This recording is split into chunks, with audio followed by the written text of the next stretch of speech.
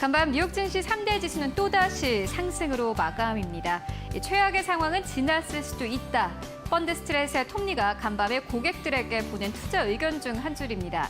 실제로 시장은 이 안도감을 반영하는 듯합니다. 신고가 랠리를 이어가고 있는데 고점 부분에서 계속해서 시장이 조금씩 상승세를 이어가고 있는 겁니다.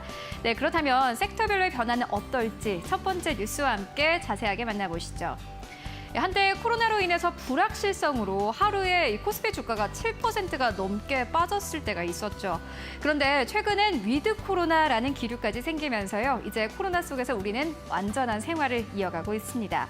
이 시장의 변화도 감지됩니다. 지난해와 올해 상반기까지 미국 소비자들은 재택근무와 언택트 시대의 흐름에 발맞춰서 PC, 가전, 자동차, 의료 등을 사들였습니다. 낮은 금리와 정부 보조금이 이런 소비를 뒷받침했는데요. 관련 기업의 실적은 고공행진했고 주가도 그랬습니다. 그런데 이제 경기 부양 정책을 끝낼 시점이 다가오면서 소비자들의 구매력이 예전 같지 않다고 합니다. 이 각종 보조금의 효력은 끝나가고 있기 때문인데요. 이 모건 스탠리는 미시간대 소비자 신뢰 지수가 급락한 것에 주목을 했습니다. 미국 소비자들이 이제 더 이상 재량 소비재를 구매할 여력이 부족해지고 있다고 판단을 했고요. 이는 모건 스탠리의 반도체 전망 하향으로 이어졌습니다. PC, 스마트폰, 가전, 완성차 등에 대한 소비자들의 구매력이 줄어들면은 이들 제품에 들어가는 반도체도 줄어들 수밖에 없다라는 것이 모건 스탠리의 판단입니다.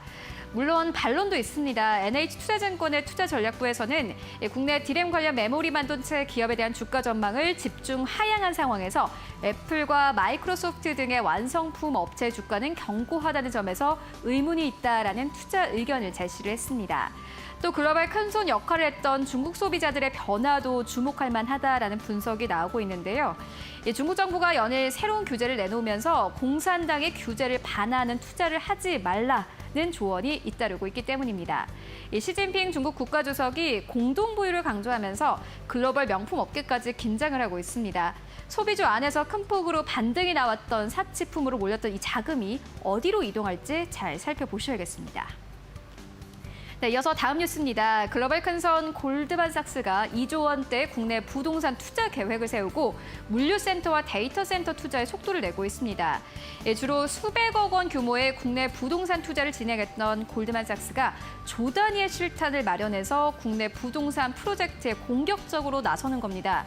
골드만삭스는 최근 부동산 전문 실사팀을 서울 지점에 신설을 하고요. 2년간 2조 원대 부동산 투자에 나서기로 했습니다. 골드만삭스는 이와 관련해서 경기도 이천시 일대 복합 물류센터 용지 개발 프로젝트를 포함해서 약 20만 평 이상의 규모의 물류센터 용지를 확보한 것으로 알려졌습니다. 골드만삭스가 향후 2조 원대 투자 방침을 굳힌 것은 한국을 비롯한 아시아권 부동산 시장 성장성을 높게 평가했기 때문으로 풀이됩니다. 기업의 디지털 전환 확대와 전자상거래 확산 붐이 수년간 숨가쁘게 진행되어 온 가운데 코로나19 대유행이 물류센터와 데이터 센터 수요를 한층 촉발시킨 점에 특히 주목을 하고 있습니다. 이에 따라서 골드만삭스의 조 단위 베팅에는 물류센터와 데이터 센터가 중심이 될 것이다라는 전망이 나오고 있는데요.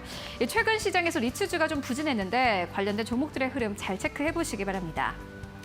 네, 그리고 다음 뉴스입니다. 삼성그룹이 240조 원대 규모의 신규 투자를 발표하면서 반도체 관련주들이 움직이고 있습니다.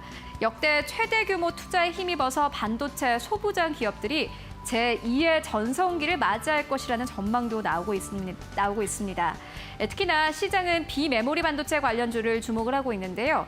삼성전자가 시스템 반도체 글로벌 1위로 도약한다라는 목표를 밝혔기 때문입니다. 밸류체인 내에서는 최대의 수혜주는 원익 IPS입니다. 증권가 세 곳에서는 원익 IPS를 수혜주로 지목을 했습니다. 반도체 장비 업체의 원익 IPS는 삼성전자가 지분 3.8%를 보유한 협력사입니다. 기술적으로도 난도가 높은 이 증착 분야에서 독보적인 경쟁력을 보유하고 있는데요. 메모리와 비메모리에서 모두 장비를 공급한다는 점에서 반도체 소부장 필수 보유 종목으로 거론되는 기업이기도 합니다. 하나금융투자 측에서는 라인을 신규로 증설했을 때 소재 공급사 대비 수주와 매출이 먼저 발생한다라는 점에서 직관적인 수혜주다라고 평가를 했습니다. 이 소재 분야에서는 한솔케미컬이 대장주로 꼽히고 있는데요. 증권가 두 곳에서 수혜주로 꼽은 기업이기도 합니다.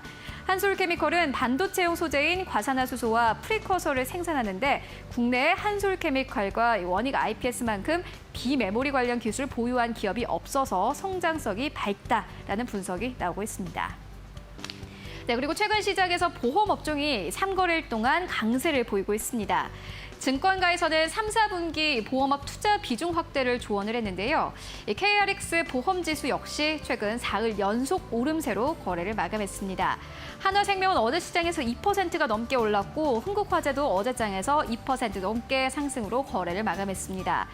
특히나 한화생명은 최근 3거래일간 매일 2에서 3%대 상승을 보이면서 지난 20일 대비 9% 넘게 올랐습니다.